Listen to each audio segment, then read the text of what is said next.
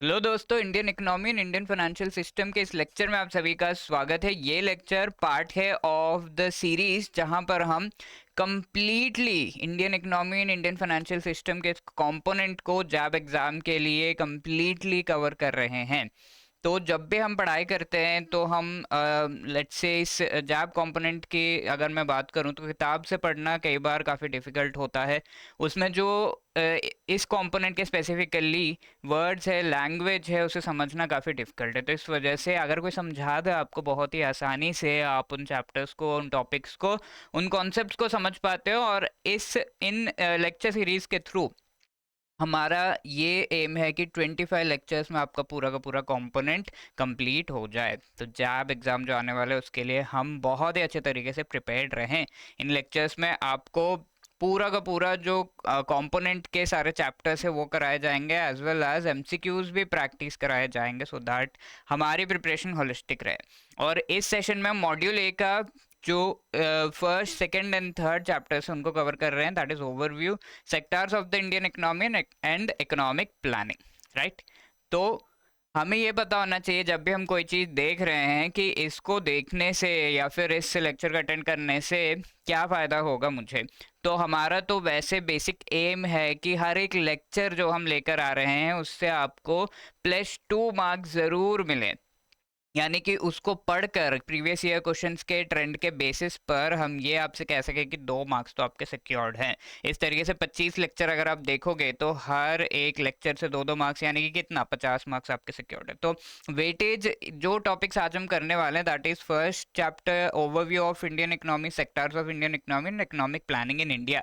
ये इसमें से ये सारे टॉपिक्स हम कवर करेंगे कि एवोल्यूशन कैसे हुआ, कैरेक्टरिस्टिक्स क्या है, स्ट्रक्चरल चेंजेस, डिफरेंट सेक्टर्स क्या है, रेवोल्यूशन जो हुए हैं in the primary sector, basics क्या है प्लानिंग के, एंड 5 ईयर प्लान्स। तो लगभग 5 क्वेश्चंस जो मई 2023 में एग्जाम हुआ था, लगभग 5 क्वेश्चन इसमें से आए हैं, right. So this lecture is going to be really important. End तक बहुत ही अच्छे से आराम से आप इन टॉपिक्स को ज़रूर सुनिएगा।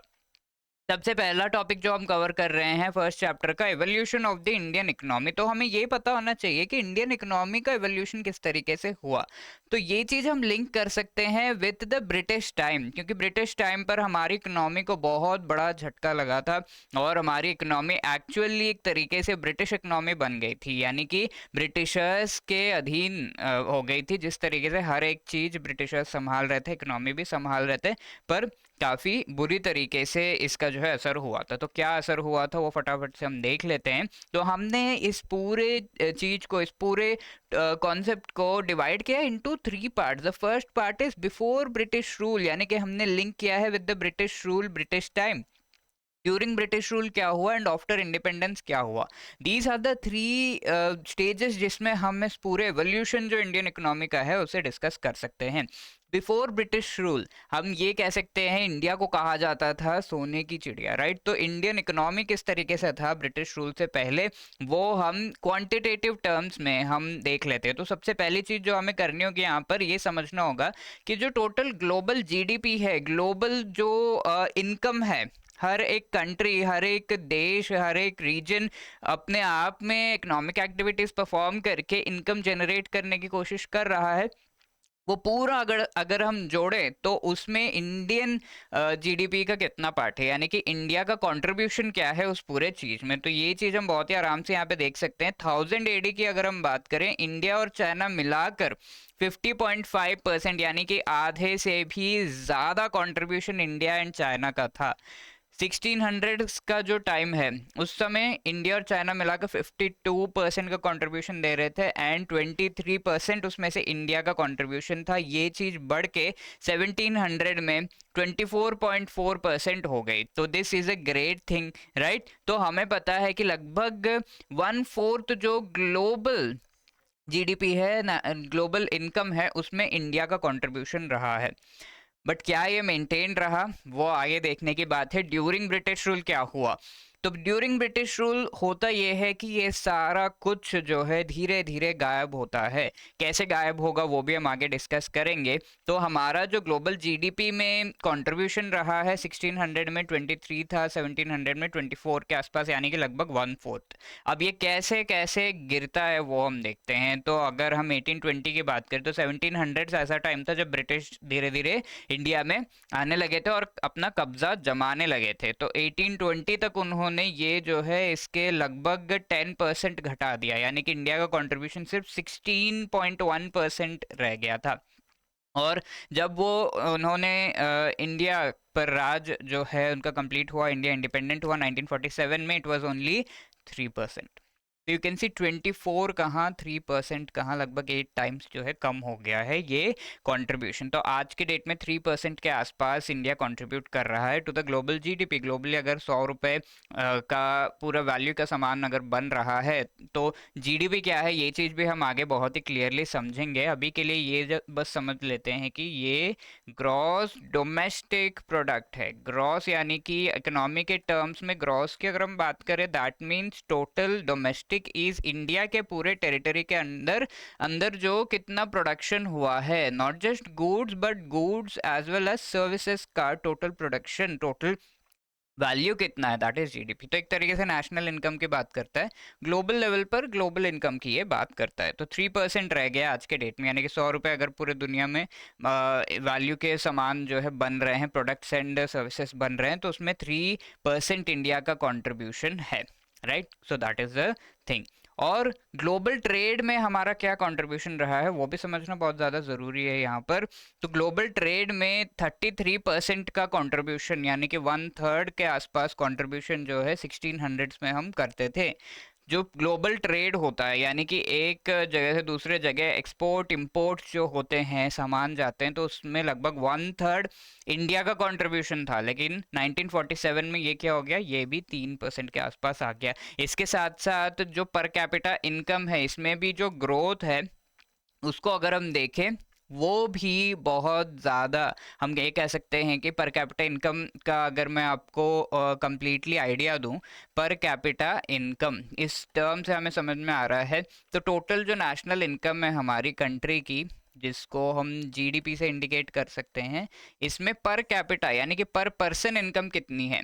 तो टोटल जीडीपी को हम डिवाइड करेंगे विद द टोटल पॉपुलेशन, तो ये करने पे हमें पता चलेगा कि पर पर्सन इनकम कितनी हो रही है। तो पर कैपिटा इनकम में ब्रिटेन की जो ब्रिटिश थे उनकी ग्रोथ अगर हम देखें तो 553% का, यानी कि लगभग 5 टाइम्स ये ग्रोथ है। इंडिया की अगर हम बात करें तो 12% का ग्रोथ खाली था, ठीक है। तो 5 टाइम्स ग्रोथ हुआ ब्रिटेन में, इंडिया में only 12%, that was during British time. अब ये सब हुआ कैसे, इसकी थोड़ी सी जो कहानी है वो हम समझ लेते हैं डिफरेंट स्टेजेस के थ्रू। तो इसमें सबसे पहला स्टेज स्टार्ट होता है 1600s में। 23% का उस समय हम कह सकते हैं कि कंट्रीब्यूशन रहा है। ओके 1600s में हमारा जो जीडीपी में कंट्रीब्यूशन की हम बात कर रहे हैं तो वो 23% का रहा है।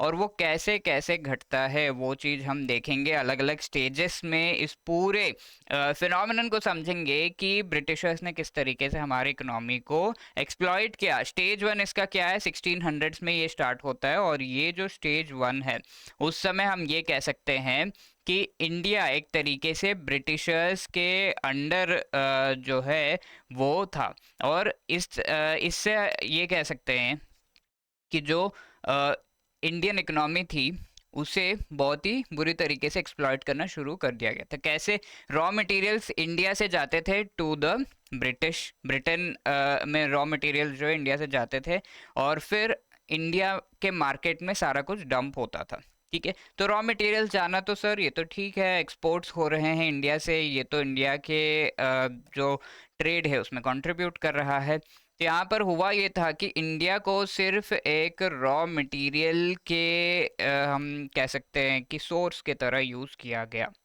और इंडिया को इसके जो फायदे हैं वो भी सही से नहीं मिल रहे थे। इसका जो फायदा हो रहा है, ट्रेड का फायदा हो रहा है, वो भी ब्रिटिशर्स को मिल रहा था। अब इंडिया किसी और से ट्रेड जो कर रहा था उसे भी धीरे धीरे खत्म करने की कोशिश की गई थी। तो रॉ मटेरियल सिर्फ और सिर्फ ब्रिटेन जा रहे हैं। हर जगह जाए तो फिर भी ठीक है, सिर्फ और सिर्फ ब्रिटेन जाने लगा।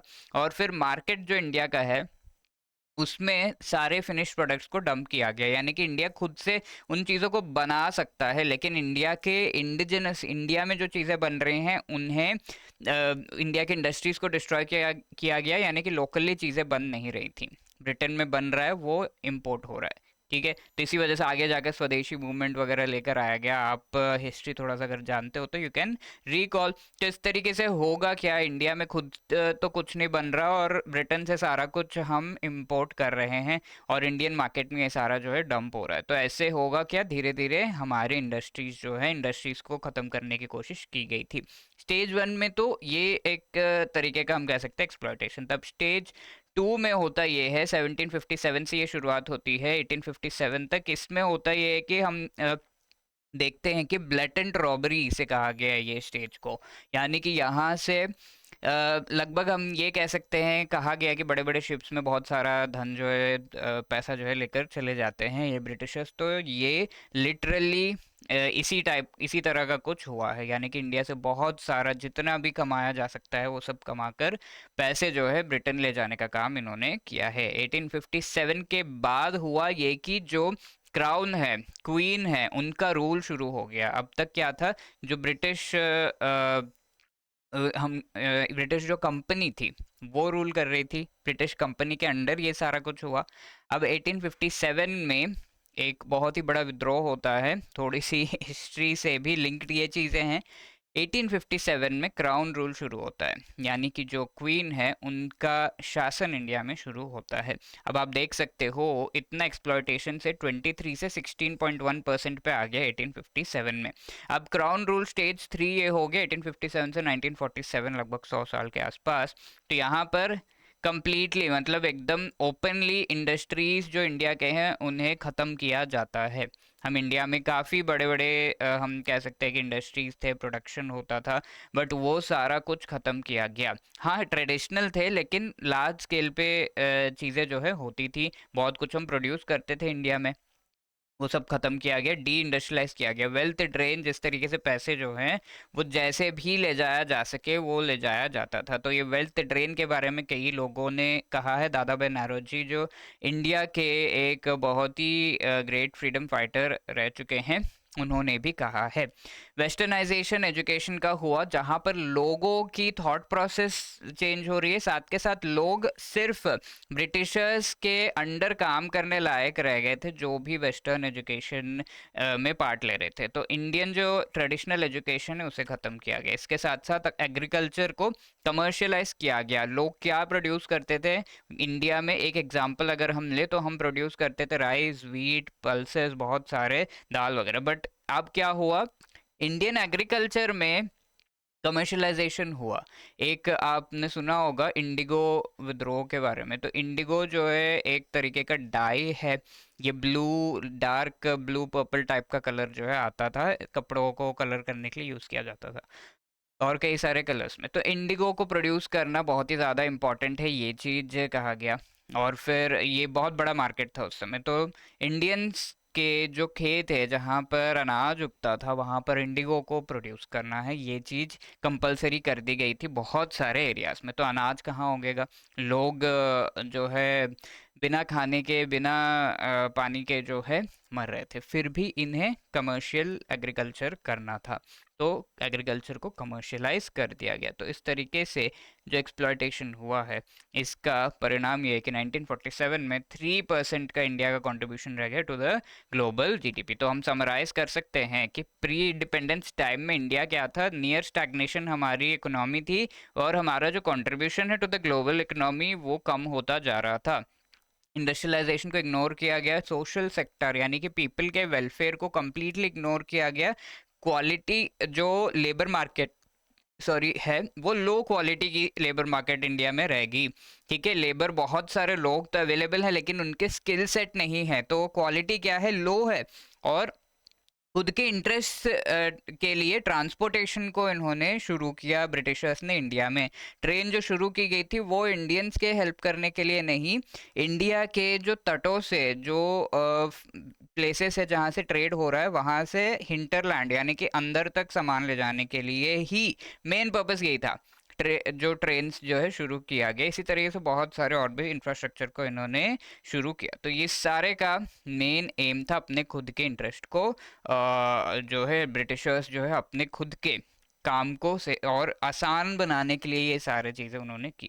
वेल्थ ड्रेन के बारे में जो मैं कह रहा था, बहुत सारा पैसा जो है इंडिया से बाहर जा चुका है और ये किस तरीके से जा रहा है। ड्रेन आप समझ रहे हो, ड्रेन का मतलब क्या होता है? वेल्थ ड्रेन, ड्रेन यानी कि एक नाला जो होता है उसमें क्या होता है, पानी सिर्फ एक साइड से जाता है, एक ही डायरेक्शन में जाता है, राइट। तो वेल्थ ड्रेन मीन्स एक ही डायरेक्शन में इंडिया से सारा पैसा ब्रिटेन जा रहा था, वहां से कुछ यहाँ नहीं आ रहा था। तो जैसे ड्रेन में एक डायरेक्शन में जाता है वैसे ही एक ही डायरेक्शन में सारा पैसा जा रहा था। तो इसके बारे में दादा भाई नौरोजी ने बताया और इन्होंने फर्स्ट नेशनल इनकम के एस्टिमेट्स भी दिए, 1867-68 के जो एस्टिमेट्स है वो दिए थे।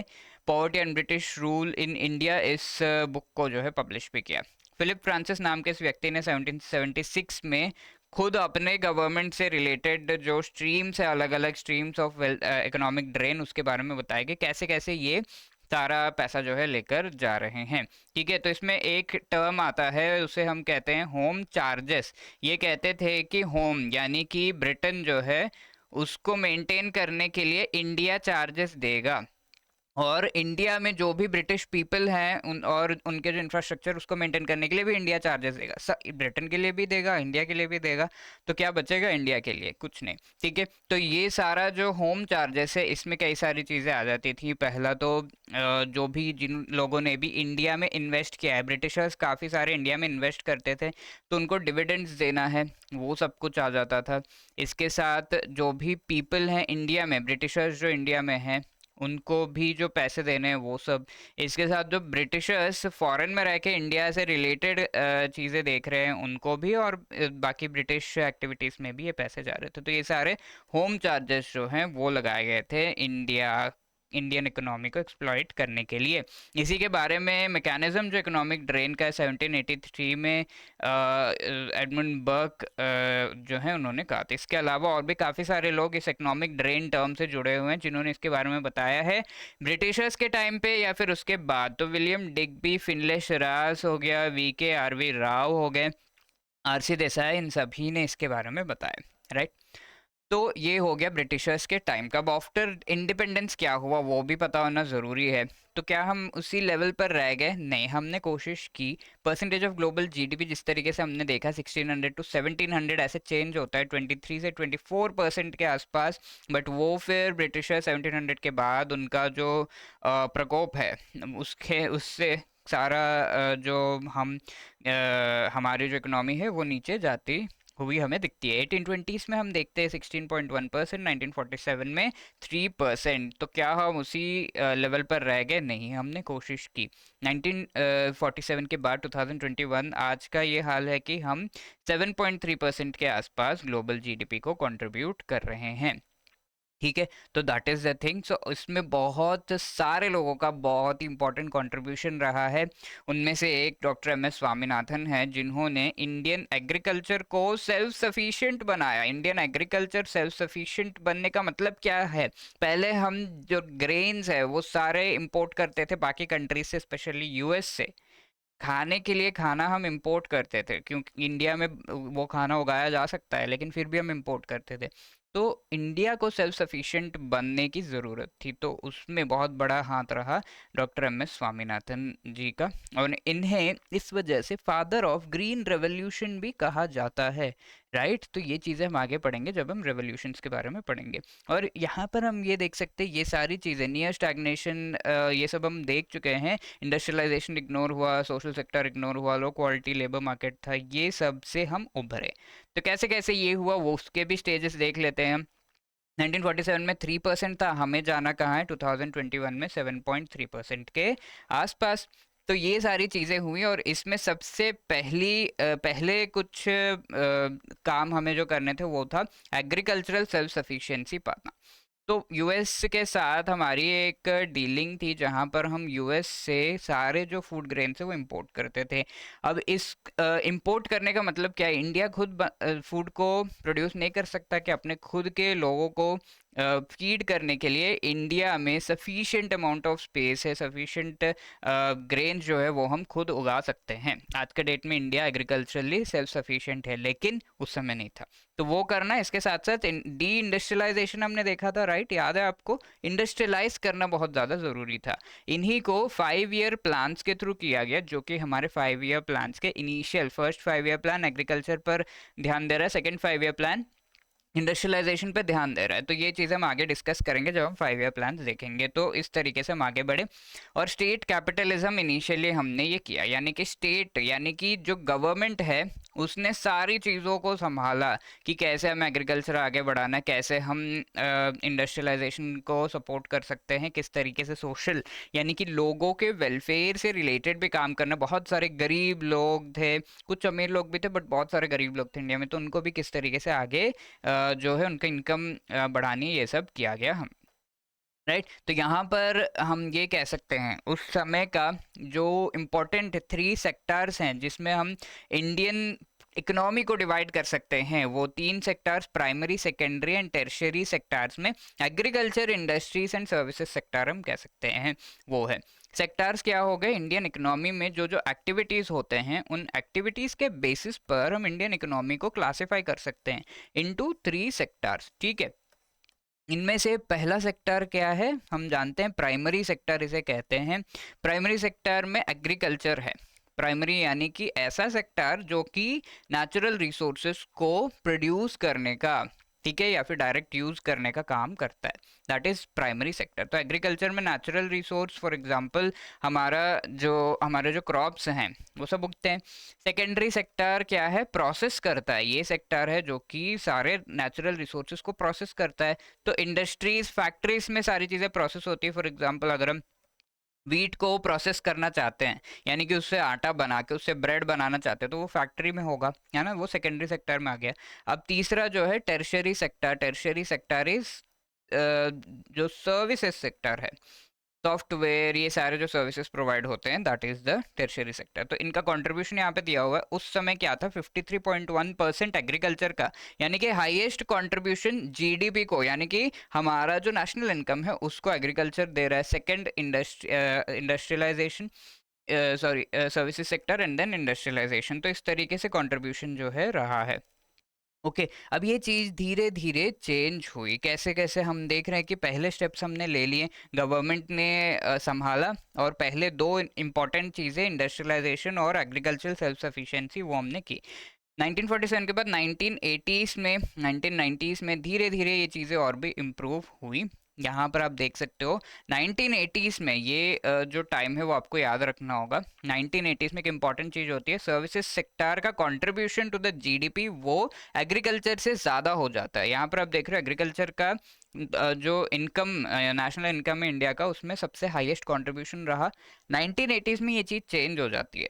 सर्विसेज सेक्टर इंडिया में अगर आप देखो तो सॉफ्टवेयर जॉब्स को बहुत सारे लोग कर रहे हैं, एंड सर्विसेज जो इंडिया प्रोवाइड करता है वो बहुत ज़्यादा है, क्योंकि यहाँ पर इंग्लिश स्पीकिंग पीपल बहुत सारे हैं। इस वजह से बहुत सारे कंट्रीज इंडिया को आउटसोर्स करते हैं सर्विसेज। तो सर्विसेज सेक्टर का कंट्रीब्यूशन बढ़ गया। ये ब्रेक हुआ 6th 5 ईयर प्लान में 1980s के टाइम पे। गवर्नमेंट स्पेंडिंग और हमारे जो इंपोर्ट पॉलिसीज थे वो भी हमने धीरे धीरे लिबरलाइज किए। क्यों इंपोर्ट पॉलिसीज लिबरलाइज करने का मतलब क्या होता है? इंपोर्ट पॉलिसी क्या होता है सर? इंपोर्ट, अगर आप कोई सामान, लेट से आप कोई सामान किसी और कंट्री से इंडिया में लेकर आ रहे हो तो उस पर हाई अमाउंट ऑफ टैक्स लगता था, तो ये टैक्स को हम इंपोर्ट ड्यूटी कहते थे, ठीक है। अब ये हमारी जो पॉलिसी है उसके बेसिस पर कई बार तो 140% तक का टैक्स लगता था कई चीज़ों पर। तो इस को हम क्या कहेंगे, जो भी कंट्री इंडिया में वो सामान भेज रही है वो क्या 140% टैक्स देकर ये सामान भेजना चाहेगी? तो हमने रेस्ट्रिक्ट कर रखा था इंडियन ट्रेड को, तो उसे धीरे धीरे, क्योंकि हम डरते थे कि अगर बाकी कंट्रीज में कोई इश्यू हुआ तो हमारे इंडिया में भी वो चीज़ रिफ्लेक्ट करेगी, हम डरते थे, तो धीरे धीरे हमने ये लिबरलाइज किया। और फिर ये 140 से इसको हमने घटाकर 40% तक और ऐसे और भी कम करके ड्यूटीज जो है कम की। इसी के साथ साथ दो सेक्टर्स के साथ हम कोलैबोरेट करने लगे। एक तो गवर्नमेंट, यहाँ पर हमने देखा गवर्नमेंट का पूरा पूरा बीड़ा जो है गवर्नमेंट ने उठा रखा था। धीरे धीरे हम प्राइवेट सेक्टर के साथ कोलैबोरेट कर रहे थे। एक एग्जांपल अगर हम ले तो स्पेस जो है उसमें प्राइवेट सेक्टर पहले नहीं था, बट अभी धीरे धीरे हम प्राइवेट सेक्टर को लेकर आ रहे हैं। स्टार्टअप्स जो है स्पेस सेक्टर में भी अपना कंट्रीब्यूशन दे रही हैं। वंदे भारत की अगर हम बात करें, आप सब तो बैठ चुके होंगे, तो रेलवेज में भी पहले प्राइवेट कंपनीज बिल्कुल भी कंट्रीब्यूट नहीं करते थे। अपार्ट फ्रॉम जो छोटे छोटे पार्ट्स वगैरह सप्लाई करना के अलावा रेलवेज में कंट्रीब्यूशन नहीं था। आज के डेट में पब्लिक और प्राइवेट यानी कि गवर्नमेंट और प्राइवेट कंपनीज मिलकर वंदे भारत को उन्होंने बनाया है। तो ये ट्रेन एक लिविंग एग्जाम्पल है कैसे हम अपने इकोनॉमी को ओपन अप कर रहे हैं टू द प्राइवेट सेक्टर। और दूसरा क्या, फॉरेनर्स के लिए भी तो हमने बहुत ज़्यादा मेक इन इंडिया वगैरह लेकर आए हैं। तो ये चीज़ें 1980s से शुरू हुई थी कि हम फॉरेन कंट्रीज से इंडिया में इन्वेस्टमेंट लेकर आए, लग्जरी गुड्स वगैरह हम बनाने लगे ताकि हम बहुत ज़्यादा जो है कमा सके इन लग्जरी गुड्स से। धीरे धीरे ये चीज़ें भी चेंज होती हैं 1990 में। लेकिन एक बहुत बड़ा इशू होता है 1990 में। हम ये देखते हैं कि इंडिया के पास जो फॉरेन करेंसी है उसकी कमी हो जाती है। तो 1990 में हम एक जो बड़ा इंसिडेंट वो ये होता है कि रशिया, पहले यूएसएसआर कहलाता था, अब वो रशिया बन गया था। यानी कि रशिया डिसइंटीग्रेट हो गया था, बहुत सारे स्टेट्स रशिया में से, यूएसएसआर में से बाहर चले गए और फिर रशिया बना। तो इसके साथ रशिया रशिया के साथ हमारा सारा जो ट्रेड है, इंपोर्ट एक्सपोर्ट जो हम करते थे वो मोस्टली रशिया के साथ ही करते थे। अब जब वो 1990s में इस तरीके से हुआ, 1991 आई वुड से, उसके बाद हमारा ट्रेड जो है पूरा घट गया। ये तो पहली चीज़। अब हम ये भी कह सकते हैं कि उस समय इंपोर्ट हम ऑयल्स को करते थे, आज के डेट में भी हम ऑयल जो है इंपोर्ट करते हैं। तो ये सारा जो हम करते थे इंपोर्ट, जो ऑयल्स का दाम है वो बहुत ज़्यादा बढ़ गया था। ठीक है, क्रूड ऑयल का दाम बहुत ज़्यादा बढ़ गया था बिकॉज ऑफ अ वॉर, एक गल्फ वॉर चल रहा था उस समय।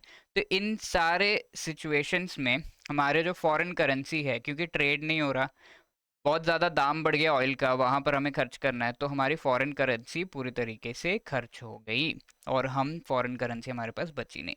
और इस समय जो इस तरह की जो क्राइसिस है उसे हम बैलेंस ऑफ पेमेंट क्राइसिस कहते हैं।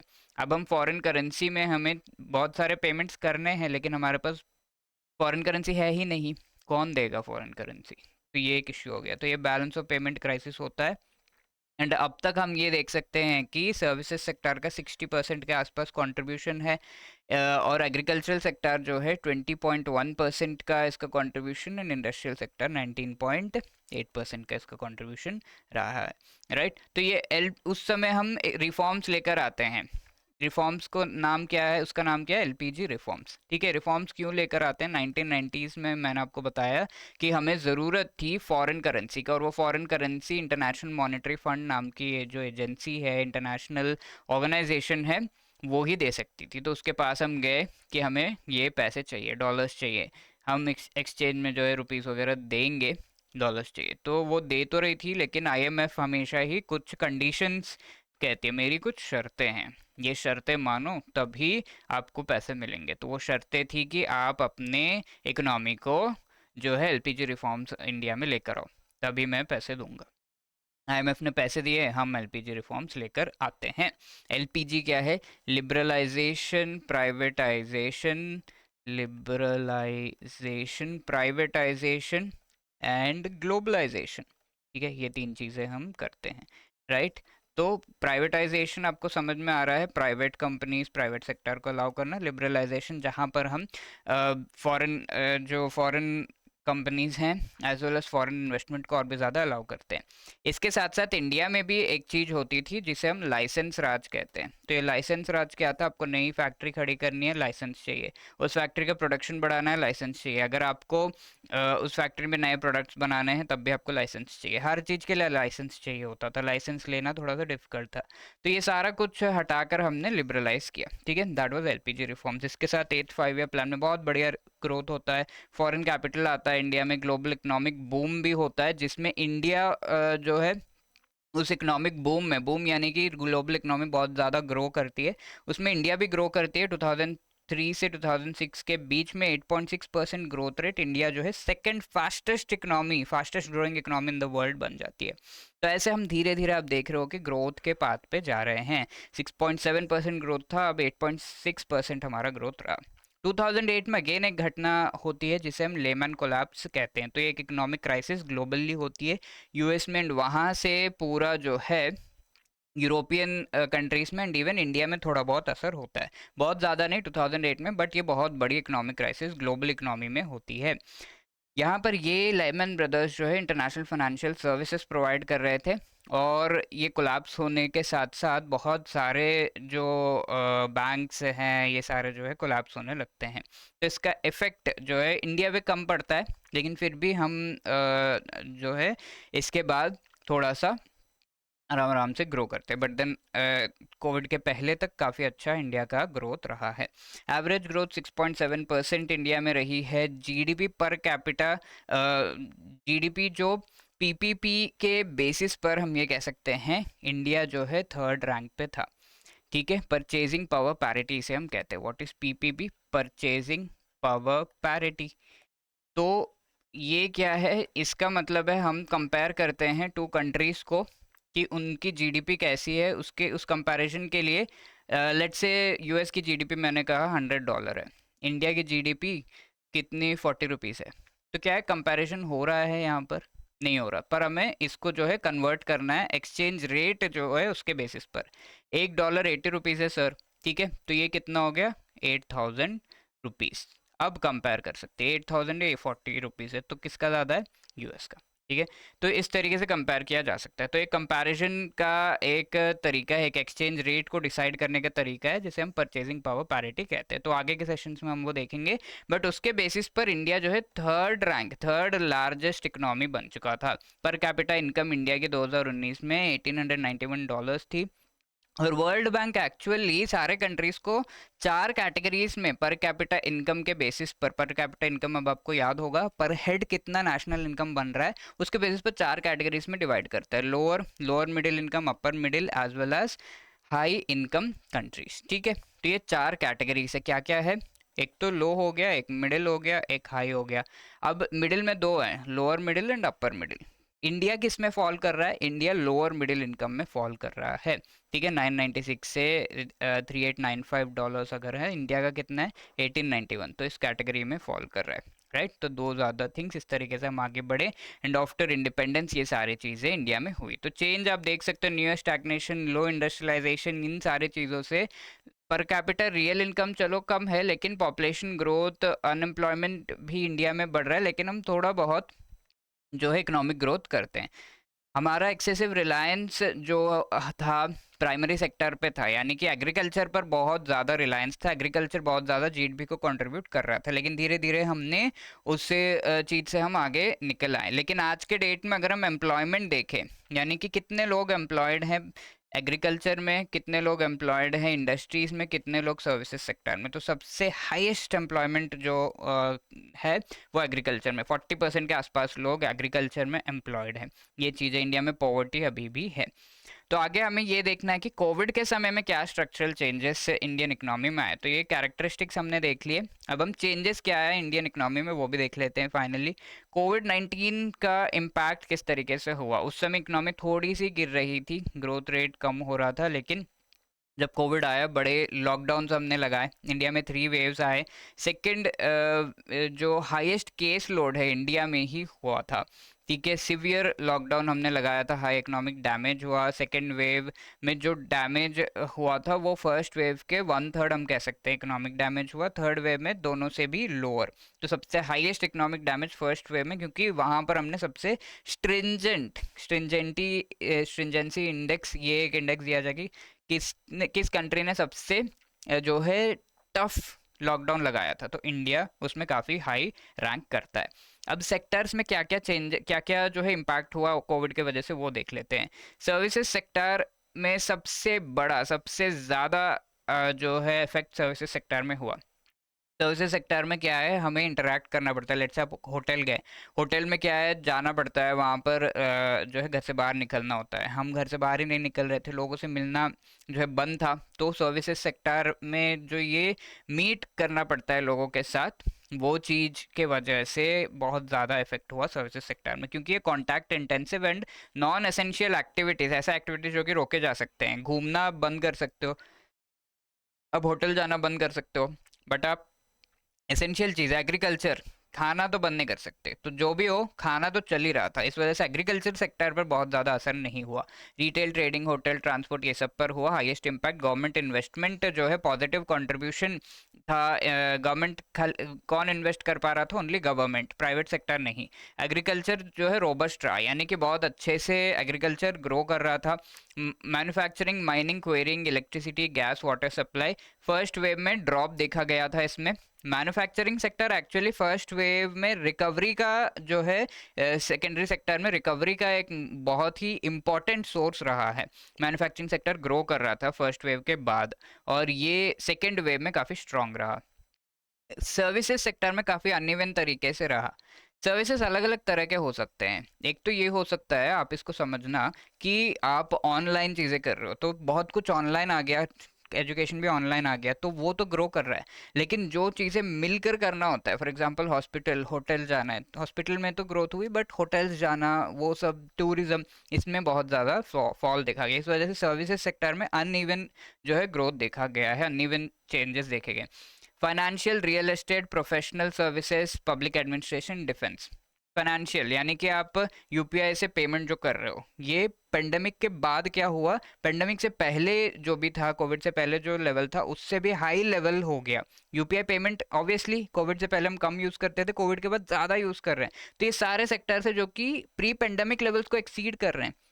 ग्रेजुअल रिकवरी कुछ में देखी गई, financial, real estate, professional services, ये सारे जो है, इसमें से कुछ जो है ग्रेजुअल रिकवरी हम कह सकते हैं उसमें देखी गई है, राइट। और इसके साथ साथ यहाँ पर अगर मैं ऐड करूँ, होटल्स हो गया, टूरिज्म हो गया, इसमें एक्चुअली कोविड के समय डाउनफॉल देखा गया था, बट धीरे धीरे ग्रेजुअल जो है इंक्रीज हुआ है। तो these are the things.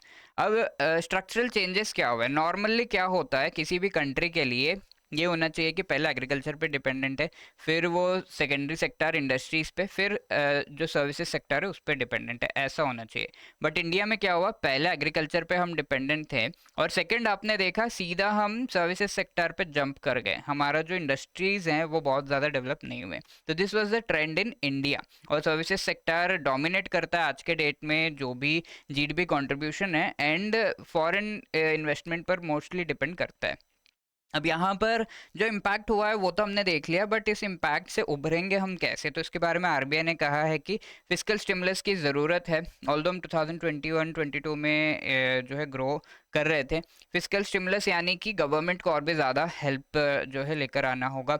Monetary loosening की ज़रूरत है, जहाँ पर जो आरबीआई है वो भी इंटरेस्ट रेट्स को घटाएगी, तब जाके लोग लोन्स लेंगे और फिर आगे वो अपना बिजनेस कर पाएंगे। That is called loosening. इसके बारे में और भी फिस्कल स्टिमुलस, मॉनेटरी लूजनिंग जो आगे और भी हम डिस्कस करेंगे, बट देन दोनों का ही पार्ट रहेगा, government as well as RBI का। प्राइवेट इन्वेस्टमेंट की जरूरत है, एंड ये सारे कोविड के जो लॉसेस है वो हम 2034-35 तक ऑफसेट कर पाएंगे, ये चीज कही गई थी। तो that was your first chapter. अब सेकंड चैप्टर देखते हैं, sectors of the Indian economy.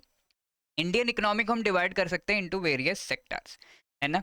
सेक्टार्स कौन कौन से बेसिस पर, सेक्टार्स होते क्या है, तो उसका बेसिस जब हम देखेंगे तो हमें समझ में आ जाएगा कि सेक्टार्स क्या होते हैं और कैसे हम इन्हें डिवाइड कर सकते हैं। पहले तो इकोनॉमिक एक्टिविटीज के बेसिस पर मैंने आपको बताया प्राइमरी सेक्टर क्या है, एक्सप्लॉइट करना जो भी रिसोर्सेस है उनको। तो ये रिसोर्सेस को एक्सप्लॉइट कैसे किया जा सकता है, या फिर रिसोर्सेस को जो है प्रोड्यूस या फिर उन्हें फर्स्ट यूज जो है कैसे किया जा सकता है। तो इसका एक एग्जांपल एग्रीकल्चर। तो प्रोड्यूस यहाँ पर रिसोर्सेज होते हैं कौन से, क्रॉप्स जो है ग्रो हो रहे हैं, है ना। इसी तरीके से माइनिंग भी हम कह सकते हैं जहाँ पर मेटल्स वगैरह को एक्सट्रैक्ट किया जाता है, दैट इज ऑल्सो।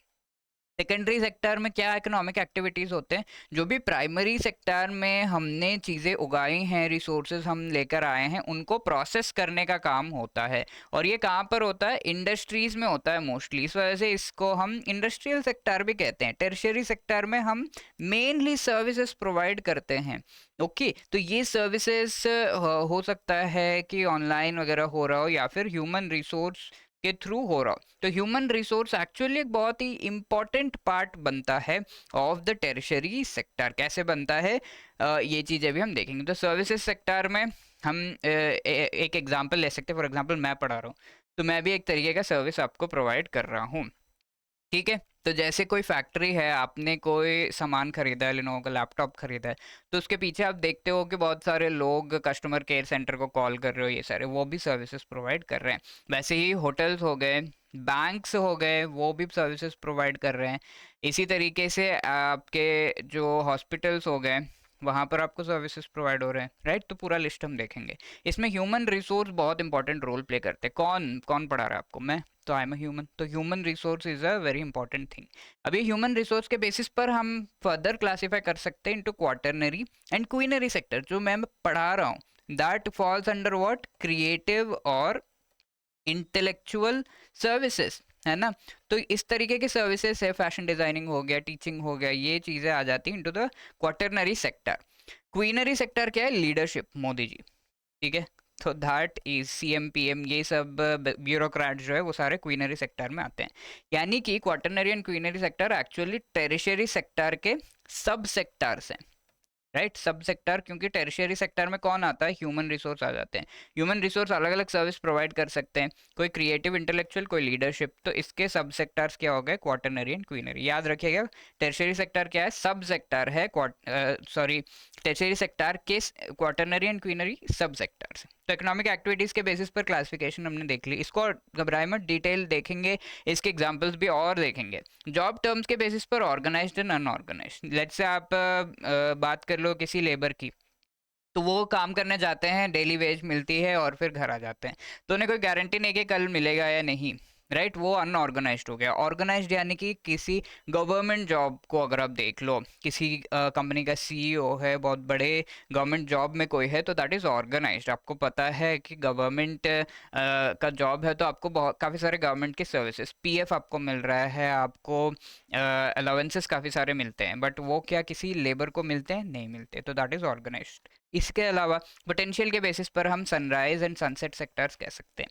कुछ ऐसे सेक्टर्स हैं जो कि आगे जाकर बहुत ग्रो होंगे, एआई, आर्टिफिशियल इंटेलिजेंस, राइट, आगे जाके बहुत ग्रो होगा। आगे क्या अभी हो रहा है, तो that is called a sunrise. Sunrise कैसे होता है, अभी ग्रो होगा, राइट, तो दैट इज कॉल्ड सनराइज। अब सनसेट कैसे होता है, ग्रोथ पे है लेकिन अब वो गिरने वाला है, खत्म होने वाला है, उसे हम सनसेट कहते हैं। फॉर एग्जाम्पल, कोई अगर सीडी डीवीडी प्रोडक्शन कंपनी में मैं काम करता हूँ, आज के डेट में आप हंसोगे उस पर, सीडी डीवीडी तो अब आज के डेट में यूज़ ही नहीं होता।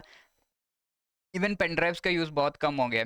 पेन ड्राइव कंपनी में काम करता, आप कहोगे भाई निकल वहाँ से, क्योंकि ये एक सनसेट जो है सेक्टर हो गया, ओके, बिकॉज सन, उसका सूरज उस सेक्टर से डूबने वाला है, दैट इज द थिंग। अब कुछ एग्जांपल्स देख लेते हैं फटाफट से। प्राइमरी में एग्रीकल्चर, फॉरेस्ट्री, फिशिंग, मिनरल्स हो गए, ये चीज़ें अब तो आपको समझ में आ रहा हो एग्जांपल्स से, राइट। सेकेंडरी में इंडस्ट्रीज, मैन्युफैक्चरिंग। अब ये ह्यूमन रिसोर्स आप देख रहे हो, तो वो हेल्थ केयर, बैंकिंग हो गया, कम्युनिकेशन हो गया, ये एग्जांपल्स आपको याद रखने हैं। इसमें से अलग कलर में मैंने कुछ दे रखे हैं, education, research and development, bureaucracy, top leadership. तो ये आप बता सकते हो कि एजुकेशन, रिसर्च एंड डेवलपमेंट ये किस में आता है, ये टर्शियरी में आते हैं, ब्यूरोक्रेसी, टॉप लीडरशिप भी टर्शियरी सेक्टर में आते हैं क्योंकि ये ह्यूमन रिसोर्स है। लेकिन इनको थोड़ा सा अलग और भी क्लासिफाई किया गया है, और टर्शियरी सेक्टर का सब क्लासिफिकेशन है quaternary sector. Education, research, development and quinary sector में आप देखते हो ब्यूरोक्रेसी एंड टॉप लीडरशिप, जो कि क्वीनरी सेक्टर में आता है। तो quaternary and quinary, these are actually the sub sector. Sub यानी कि ये टर्शियरी सेक्टर के अंडर आने वाले एक्टिविटीज में ही क्लासिफाई किए जा सकते हैं। That is the thing. Now try to answer this question. तो हम, मैंने कहा था हम प्रैक्टिस भी करते जाएंगे। Which among the following is or are part of service sector? कौन सा पार्ट है? ट्रेड हो गया, होटल रेस्टोरेंट हो गया, रियल एस्टेट, गवर्नमेंट एडमिनिस्ट्रेशन।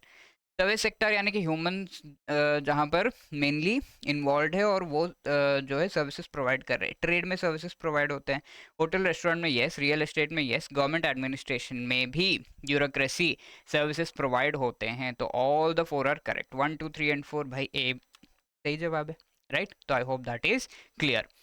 आगे बढ़ रहे हैं हम। जॉब टर्म्स एंड सिक्योरिटी के बेसिस पर कैसे हम क्लासिफाई कर सकते हैं? फॉर एग्जांपल एक लेबर है, सामने एक एसबीआई के चेयरमैन है। इन दोनों को अगर कंपेयर करें तो इनका जो है किसी भी एक्ट के तहत इनकी जॉब टर्म्स और सैलरी वगैरह डिफाइन नहीं कर सकते। इनका पोस्ट खुद ही एक एक्ट में दिया हुआ है, यानी कि एसबीआई एक्ट 1955 में चेयरमैन के बारे में दिया हुआ है।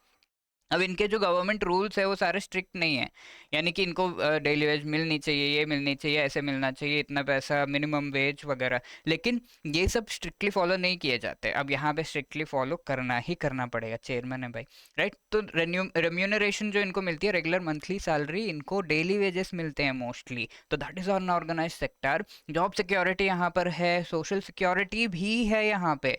जॉब सिक्योरिटी की कल को अचानक से कोई नहीं निकाल सकता, that is not there in government. पूरी उसकी जो है इंक्वायरी होगी, बातचीत होगा, पूरा प्रोसीजर है, उसके बाद ही हो सकता है। सोशल सिक्योरिटी जहाँ पर उन्हें पीएफ, पेंशन, अलाउंसेस, बहुत कुछ मिल रहा होगा, गाड़ी बंगला सब कुछ, ठीक है। यहाँ पर तो कुछ नहीं है ना, कल को आप फटाक से निकाल दिया और ना आपको पीएफ वगैरह मिल रहा है। वर्किंग आवर्स इनके मोस्टली फिक्स्ड होते हैं, इनके फिक्स्ड नहीं होते हैं। सैलरी गवर्नमेंट के हिसाब से ये जो भी गवर्नमेंट ने प्रिस्क्राइब किया उससे कम ही बेचारों को सैलरी मिलती है। और इंक्रीमेंट कभी इन अ वाइल हो जाती है, इनकी इंक्रीमेंट रेयरली होती है। अब डेली वेज का पूरा जो लेवल है वो बढ़ाया, एक्ट को अमेंड किया, उसके बाद इन्हें इंक्रीमेंट मिलेगी। Benefits and add on services यहाँ पर है, लीव ट्रैवलिंग अलाउंस हो गया, फिर मेडिकल सर्विसेज, यहाँ पर कुछ नहीं है। तो इस वजह से ऑर्गेनाइज सेक्टर को हम स्टेबल एंड कंसिस्टेंट सेक्टर कह सकते हैं। यहाँ पर आप देखोगे तो अनएम्प्लॉयमेंट रेट काफ़ी कम है, यहाँ पे अनएम्प्लॉयमेंट रेट जो है काफ़ी ज़्यादा है। तो अनस्टेबल, इनकंसिस्टेंट हम कह सकते हैं अनऑर्गेनाइज्ड सेक्टर है। ओके, अब पोटेंशियल के बेसिस पर जो क्लासिफिकेशन हमने देखी थी वो देख लेते हैं। तो सनराइज एंड सनसेट सेक्टर यहाँ पर आते हैं। सनराइज सेक्टर में green energy, IT sector, fintech, pharma, automobile, समझ पा रहे हैं आप? तो ग्रीन एनर्जी जो है, रिन्यूएबल एनर्जी, आपका अगर एक इलेक्ट्रिक व्हीकल्स का स्टोर है, दैट मीन्स फ्यूचर में आप बहुत अच्छा करने वाले हो। फ्यूचर में काफ़ी पोटेंशियल, आज के डेट में शायद इलेक्ट्रिक व्हीकल्स लोग नहीं खरीद रहे, लेकिन फ्यूचर में ज़रूर खरीदेंगे। आईटी सेक्टर ये भी ग्रो करेगा ही, राइट। फिनटेक भी ग्रो करेगा। कुछ ही हैं अभी, पेटीएम, फ़ोन पे। अब धीरे धीरे और भी इस तरीके के बहुत सारे आ जाएंगे। फार्मास्यूटिकल्स तो हमेशा इंडिया के कॉन्टेक्स्ट में ग्रोथ हो ही रहा है, ऑटोमोबाइल। अब सनसेट में क्या हो गया? पोस्टल इंडस्ट्री, पोस्ट नहीं करते हैं अब, सीडी डीवीडी बिल्कुल नहीं, ठीक है। तो यहाँ कंपैरिजन इन इन एग्जाम्पल्स को ध्यान में रख के अगर हम कंपेयर करेंगे तो सबसे पहली बात है कि पोटेंशियल यहाँ पर काफ़ी स्ट्रांग होता है। ग्रोथ रेट्स जो है यहाँ पर वो काफ़ी हाई हैं। पोटेंशियल इन इस सेक्टर में बहुत स्ट्रांग है। ग्रीन एनर्जी का बहुत ही स्ट्रांग पोटेंशियल है, बहुत ही हाई ग्रोथ रेट हो सकता है, आगे जाकर ग्रोथ होगी इसकी, तो that is it. Low potential for growth, यहाँ पर ग्रोथ क्या, ये तो डाउनफॉल होने वाला है इसका। हाई इनोवेशन यहाँ पर है, इसी वजह से यहाँ पर कोई, अब क्या इनोवेट किया जाए सीडी डीवीडी में, ज़रूरत नहीं है, गया वो ख़त्म। तो यहाँ पर हाई इनोवेशन है, कैसे इलेक्ट्रिक व्हीकल और अच्छा, हाइब्रिड व्हीकल, ये वो, राइट। हाई पब्लिक अवेयरनेस यहाँ पर है, यहाँ पर कोई पब्लिक इंटरेस्ट ही नहीं है। अवेयरनेस तो बात की बात है, अवेयरनेस था बट अब इंटरेस्ट नहीं है पब्लिक का। ये इन्वेस्टर्स को अट्रैक्ट करता है, ये नहीं करता। लॉन्ग टर्म ग्रोथ, यहाँ पर लॉन्ग टर्म ग्रोथ था, अब नहीं है। Okay, these are the things. Now let us try to answer this question again. Which among the following is or are the features of unorganized sector of an economy? Employment terms are not defined, unorganised में employment के जो terms है वो defined नहीं होते हैं absolutely. Enterprises are not registered with the government, government registration जो है अनऑर्गेनाइज्ड सेक्टर में नहीं होता है। Low wages, unstable and irregular work होता है अनऑर्गेनाइज्ड सेक्टर में absolutely. Relies less on labour and indigenous technologies, यानी कि अनऑर्गेनाइज सेक्टर ऐसी कोई फैक्ट्री है जो कि जहाँ पर कम लोग काम कर रहे हैं और फिर वो सही से जो है रजिस्टर्ड नहीं है। तो यहाँ पर किस तरह की टेक्नोलॉजी यूज़ होगी, क्या हाईटेक टेक्नोलॉजी यूज़ होगी या फिर इंडिजिनस टेक्नोलॉजी यूज़ होगी? तो यहाँ पर इंडिजिनस यानी कि पहले से जो यूज़ कर रहे हैं वही टेक्नोलॉजी वो यूज़ करेंगे। तो ये बहुत ज़्यादा, they rely more on labour and indigenous technology, तो यहाँ पे लेस दिया हुआ है, तो दैट मीन्स फोर्थ पॉइंट यहाँ पे गलत है। क्या सही जवाब होगा इस वजह से? ये तीनों तो सही है, तो 1 2 and 3 A will be the right answer. अब हम ओनरशिप के बेसिस पे भी सेक्टर देख लेते हैं, पब्लिक एंड प्राइवेट। ठीक है, पब्लिक सेक्टर में क्या होता है, कंप्लीटली ओनरशिप या फिर हम कह सकते हैं कि 50% से ज़्यादा ओनरशिप वो गवर्नमेंट की होती है, then that is called public sector. For example State Bank of India is a public sector bank. Private sector जहाँ पर 50% से ज़्यादा की ओनरशिप अगर प्राइवेट कंपनीज की है या फिर प्राइवेट इंडिविजुअल्स की है या फिर गवर्नमेंट के अलावा किसी भी एंटिटी की है, that is called a private sector like Kotak bank. ठीक है, ये ज़्यादा थिंग्स। अब प्राइमरी सेक्टर के थोड़े से और डेप्थ में जाते हैं और भी अच्छे से इसके कुछ पहलुओं को समझते हैं। तो प्राइमरी सेक्टर, तो हमने देखा कि ये जो ग्रेन्स हैं इनको ग्रो करने का मेन काम है। सेकेंडरी सेक्टर में क्या होता है, सेकेंडरी सेक्टर अब ये जो ग्रेन्स हैं उनको प्रोसेस करेगा, उसको जो है अच्छे से फैक्ट्री में ले जाया जाएगा और उसे प्रोसेस किया जाएगा, ब्रेड बनाया जाएगा। टर्शियरी सेक्टर में क्या होगा, अब इसे ब्रेड बनाने के बाद बेकरी के थ्रू थ्रू बेचना है उसे। तो यहाँ पर जो पर्सन है उसका जो काम है, ये वहाँ पर बेकर जो बैठा होगा उसका काम है, वो देखेगा कि किस तरीके से मैं इसे मार्केट कर सकता हूँ, कैसे इस प्रोडक्ट को बेचा जा सकता है। तो टर्शियरी सेक्टर में वो आ जाता है, कैसे मैं कस्टमर्स से को अट्रैक्ट कर सकता हूँ, ये सारी चीज़ें। राइट तो आई होप आपको बेसिक समझ में आ गए।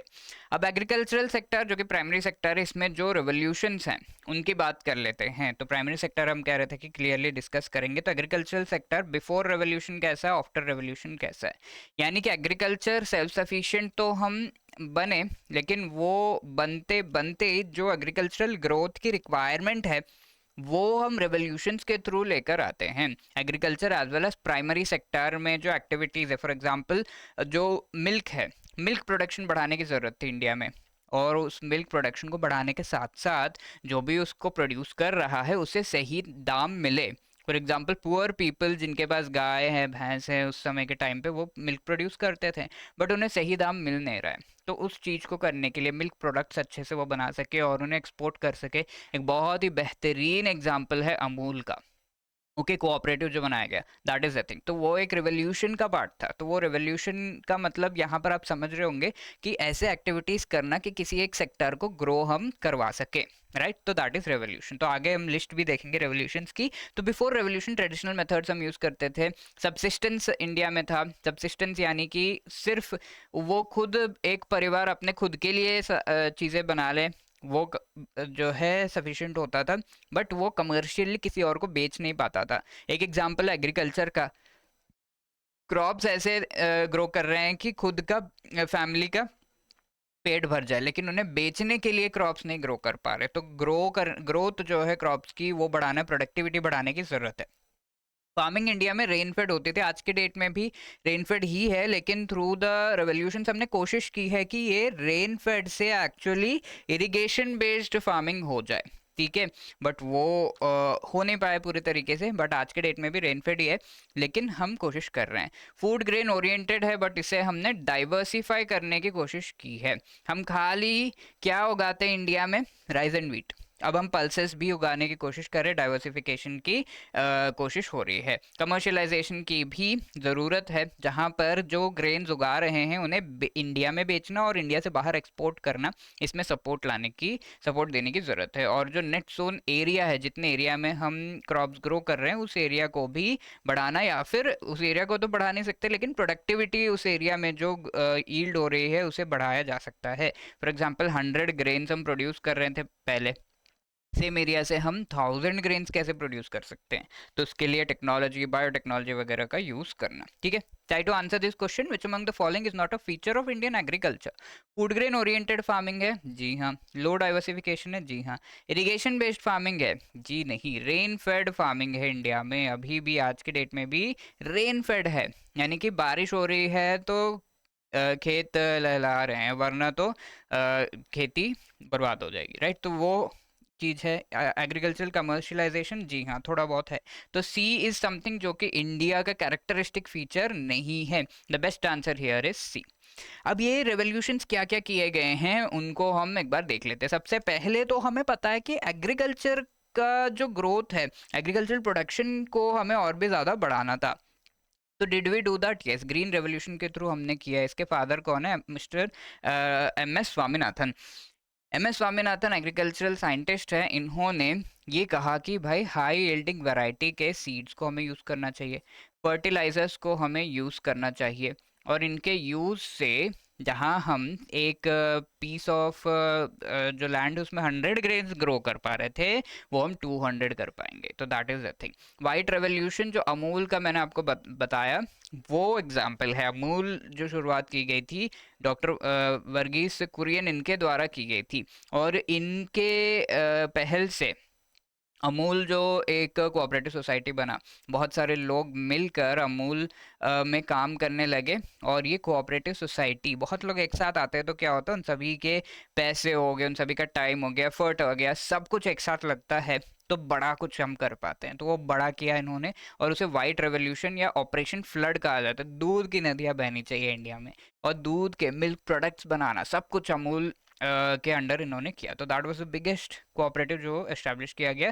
मिस्टर वर्गीस कुरियन को इसका जो है श्रेय जाता है। 1966 में ये ग्रीन रेवोल्यूशन, 1970 में वाइट रेवोल्यूशन शुरू हुआ। अब येलो रेवोल्यूशन नाम से हमें पता चल रहा है कि कुछ येलो है, that is oil, oil seeds को प्रोड्यूस करने का। और इसमें पायनियर किया था इस चीज को मिस्टर सैम पित्रोडा ने 1986 में। ब्लू रेवोल्यूशन, ये जो फिश है उसके प्रोडक्शन को बढ़ाना, डॉक्टर अरुण कृष्णन इन्होंने किया था। कैसे याद रखेंगे? Arun A and B. Blue revolution. Golden revolution, fruits, honey, horticulture, fruits के प्रोडक्शन को, हनी के प्रोडक्शन को बढ़ाना, दैट इज गोल्डन रेवोल्यूशन।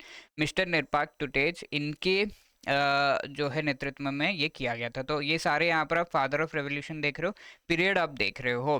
तो ब्लू रेवोल्यूशन 73, 1991 में। गोल्डन रेवोल्यूशन, गोल्डन फाइबर, किसको हम गोल्डन फाइबर कहते हैं? जूट को। तो गोल्डन फाइबर रेवोल्यूशन 91 में अगेन। सिल्वर रेवोल्यूशन, याद रखिएगा, एग्स के प्रोडक्शन को बढ़ाना, वो मिसिस इंदिरा गांधी जी, इन्हें मदर ऑफ द रेवोल्यूशन कह सकते हैं हम, 1969 में किया गया था। सिल्वर फाइबर कौन सा है? कॉटन। ठीक है, कलर के बेसिस पे। तो silver revolution is not related to something else but egg. Silver fibre क्या है? कॉटन।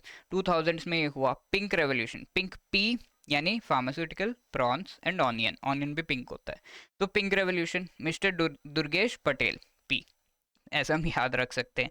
1970s में। ब्राउन रेवोल्यूशन रिलेटेड था leather, cocoa, non conventional energy, Hiralal Chaudhary ji के द्वारा, बी एंड देन चौधरी जी।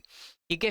तो रेड रेवोल्यूशन, मीट, पोटैटो, इसकी प्रोडक्शन को बढ़ाना। तो मीट, पोटैटो, ये सॉरी टोमेटो, ये जो है रेड कलर में ऑब्वियसली हमें पता है होते हैं। एंड मिस्टर विशाल तिवारी इन्होंने इसको इसको नेतृत्व दिया था। 1980s में ये किया गया। Grey revolution, fertiliser, evergreen. Evergreen, अब ये देखा गया कि ग्रीन रेवोल्यूशन फर्टिलाइजर हम यूज कर रहे हैं, लेकिन इससे जमीन की पैदावार तो बढ़ रही है, फर्टिलिटी बढ़ रही है, लेकिन इसका जो क्वालिटी है वो कम हो जा रहा है, ये ऑर्गेनिक नहीं है। तो हम ऑर्गेनिक चीज़ों का अब यूज़ करें एंड ऑर्गेनिक प्रोडक्शन बढ़ाएं, उसे हम एवरग्रीन रेवोल्यूशन कहते हैं। ये भी एम एस स्वामीनाथन जी ने ही कहा था। 2014 से 2022 के बीच में ये हुआ था। ब्लैक रेवोल्यूशन पेट्रोलियम का है। राउंड रेवोल्यूशन, पोटैटो के प्रोडक्शन को बढ़ाना, 65 से 2005 के बीच। प्रोटीन रेवोल्यूशन, एग्रीकल्चर का प्रोडक्शन में प्रोटीन्स को, यानी कि दाल और ज़्यादा उगानी चाहिए, जो भी प्रोटीन्स है उनको। ये नरेंद्र मोदी जी ने इस टर्म को जो है दिया था। 2020 तक जो है ये किया गया। Okay, so these are the various revolutions. तो प्राइमरी सेक्टर तो हमने देख लिया, अब सेकेंडरी सेक्टर की बात कर लेते हैं। तो एक्टिविटीज के एग्जांपल्स क्या हो गए? फैक्ट्रीज हो गए मेनली। इसको फैक्ट्रीज यहाँ पर मेनली इन्वॉल्व है, तो इसे हम इंडस्ट्रियल सेक्टर भी कह सकते हैं, इजंट इट? तो ये सेक्टर इंडस्ट्रियल सेक्टर भी कहलाता है। यूटिलिटी क्या है इसकी? जो भी हमारे इम्पोर्टेंट रिसोर्सेस हैं, उन रिसोर्सेस को प्रोसेस करना, that is the utility. Resources की प्रोसेसिंग इज द यूटिलिटी, है ना।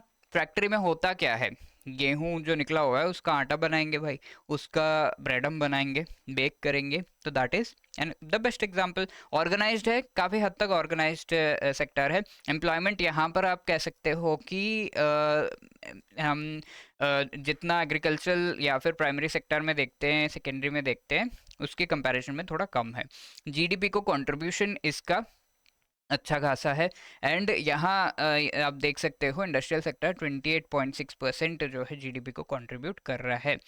एडवांटेजेस फीचर्स यहाँ पर जो सेकेंडरी सेक्टर के हैं, ये हमारे ग्रोथ इंजन हम कह सकते हैं, ये बन रहा है। एंड इसी चीज़ में हम आगे जाकर मेक इन इंडिया जो इनिशिएटिव है उसको लेकर आ रहे हैं कि इंडिया में प्रोडक्शन करो, ठीक है, इंडिया में फैक्ट्रीज एस्टैब्लिश करो। तो ये foreign countries as well as Indian indigenous industries को बढ़ाने से रिलेटेड इनिशिएटिव्स हम लेकर आए हैं। इसके कोई सब सेक्टर्स फिलहाल तो नहीं है, बट इसके ग्रोथ के जो फेजेस हैं उसको हम देख लेते हैं। 1951 से 65 के बीच इंडस्ट्रियल फाउंडेशन रखा गया था। 1951 क्यों एक इम्पॉर्टेंट ईयर है, आगे हम देखेंगे कि 5 ईयर प्लान, पहला फास्ट 5 ईयर प्लान जो 1951 में लाया गया था। अब 1965-80 के बीच में इंडस्ट्रियल फॉल हुआ, यानी कि इंडस्ट्रीज बहुत ज़्यादा ग्रो नहीं कर रहे थे। क्यों? इंडस्ट्रीज को एस्टैब्लिश करने के लिए लाइसेंस चाहिए, उसके प्रोडक्शन को बढ़ाने के लिए लाइसेंस चाहिए। तो लाइसेंस राज जो चल रहा था, इंडस्ट्रीज ग्रो नहीं कर पा रहे थे। और मैंने आपको बताया 1980s के बाद से लाइसेंसेस जो है लिबरलाइजेशन हमने शुरुआत की थी, स्टार्टिंग के स्लाइड्स में हम डिस्कस कर चुके हैं। तो इंडस्ट्री रिकवरी करता है। इसके साथ 1991 में और भी ज़्यादा रिकवरी करता है, जहाँ पर फॉरेन इंडस्ट्रीज और प्राइवेट इंडस्ट्रीज भी और भी ज़्यादा ग्रो करते हैं। अब इस ग्रोथ को कैसे हम ट्रैक करें, तो उस ग्रोथ की इंफॉर्मेशन पहले आपको पता होनी चाहिए। वो इंफॉर्मेशन कैसे आती है? इंडेक्स के बेसिस पर। इंडेक्स क्या होता है? An index is a comparison, ठीक है, किसी स्पेसिफिक बेस ईयर के साथ। 2010-11 में कितना इंडिया का जो इंडस्ट्रीज का प्रोडक्शन था उसको लेट से 100 हम कह देते हैं। जितना भी प्रोडक्शन था उसे हम 100 से रिप्रेजेंट कर रहे हैं। कुछ भी प्रोडक्शन उससे बढ़ेगा तो 100 से ज़्यादा हमारा जो है इंडेक्स हो जाएगा। तो उससे हमें पता चलेगा इंडिया में इंडस्ट्रियल प्रोडक्शन की ग्रोथ और चेंज किस तरीके से उसमें हो रहा है। और वो कैसे पता चल रहा है? इस इंडेक्स ऑफ इंडस्ट्रियल प्रोडक्शन, इसे हम आईआईपी कहते हैं, इस इंडेक्स के तहत। तो ये आईआईपी एक तरह का कंपैरिजन है with the base year, simple. और ये मैन्युफैक्चरिंग, माइनिंग, इलेक्ट्रिसिटी, तीन पार्ट्स में सारी जो प्रोडक्शन है, इंडस्ट्रियल प्रोडक्शन है, उसे क्लासिफाई करके इन तीन डिफरेंट कंपोनेंट्स में क्या चेंजेस आ रहे हैं वो बताता है। इसके वेटेजेस अगर हम देखें तो सबसे ज़्यादा मैन्युफैक्चरिंग के हम कह सकते हैं वेटेज है।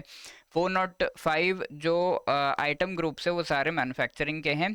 14 और 7% का जो है माइनिंग एंड इलेक्ट्रिसिटी का रेस्पेक्टिवली वेटेज है, ठीक है। अब फाइनली ये जो कैलकुलेट किया जाता है नेशनल स्टैटिस्टिकल ऑफिस के द्वारा, तो वो इन्फॉर्मेशन देती है इंडस्ट्रीज में ग्रोथ भाई कैसे हो रहा है। एम्प्लॉयमेंट की अगर हम बात करें तो टोटल एम्प्लॉयमेंट 24.3% का इंडस्ट्रियल सेकेंडरी सेक्टर में है। मैन्युफैक्चरिंग सेक्टर में 12% का एम्प्लॉयमेंट, जो पूरे इंडिया के पीपल हैं जो भी एम्प्लॉयबल है वो सारे वहाँ मैन्युफैक्चरिंग सेक्टर में 12% एम्प्लॉयड है। कंस्ट्रक्शन सेक्टर में 8% की एम्प्लॉयमेंट है। तो ये चीज़ आप जो है याद रख सकते हो। लगभग 1/4 जो पीपल हैं वो सेकेंडरी सेक्टर में एम्प्लॉयड है, इंडस्ट्रीज में एम्प्लॉयड है, राइट। तो this is the thing.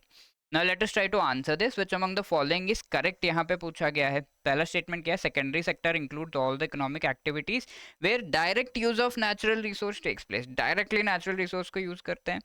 Secondary sector is called industrial sector. An industrial economy is one in which the secondary sector generates at least half of the country's national GDP and employment. ठीक है। तो since India को एक service sector hub जो है कहा जाता है, क्योंकि इंडिया में 50% से ज़्यादा जीडीपी को कंट्रीब्यूशन कौन कर रहा है? सर्विस सेक्टर कर रहा है, राइट। ऐसे ही अगर कोई कंट्री में सर्विस इंडस्ट्रियल सेक्टर 50% से ज़्यादा कंट्रीब्यूशन कर रहा है तो उसे इंडस्ट्रियल इकोनॉमी कहा जाएगा। Absolutely correct. अब सेकेंडरी सेक्टर को इंडस्ट्रियल सेक्टर भी कहा जाता है, हमने डिस्कस किया था। पहला स्टेटमेंट कह रहा है कि डायरेक्ट यूज ऑफ नेचुरल, भाई direct use of natural resource कौन करता है? प्राइमरी सेक्टर में होता है, ठीक है। सेकेंडरी सेक्टर में प्रोसेसिंग ऑफ नेचुरल रिसोर्सेज होता है, ये गलत है, डायरेक्ट यूज़ नहीं होता। ठीक है, खाना जो उगाया गया डायरेक्टली हम खाते हैं तो वो प्राइमरी सेक्टर का काम है, नॉट सेकेंडरी। तो वन इज नॉट करेक्ट, तो यहाँ पर ये एलिमिनेट कर देंगे, बाकी दोनों सही है। So B will be the right answer, that is 2 and 3 only. Okay, I hope that is clear. अब टर्शियरी सेक्टर के पैरामीटर्स, एग्जांपल्स क्या है एक्टिविटीज़ के, वो हम पहले ही देख चुके हैं। बताओ, आप ही बताओ एग्जांपल्स क्या होंगे इसके। बैंकिंग, राइट, इसके अलावा ट्रेड हो गया, टूरिज्म हो गया, then there is other activities like teaching मेरी तरह, राइट। तो दीज आर द एक्टिविटीज।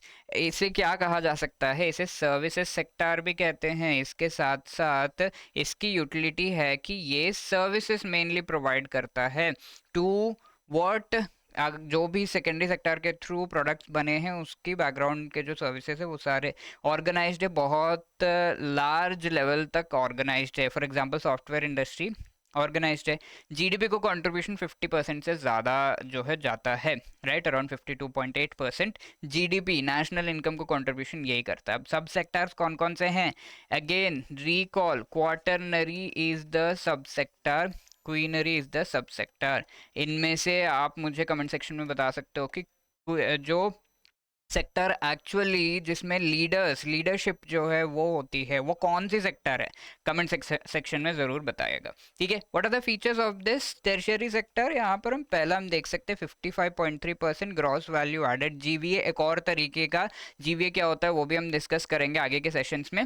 एक और तरह का कैलकुलेशन है ऑफ द नेशनल इनकम, बस अभी के लिए आपको वो याद रखना है, राइट। 21.4% जो इसमें कंट्रीब्यूशन है वो financial services, professional service and real estate का है।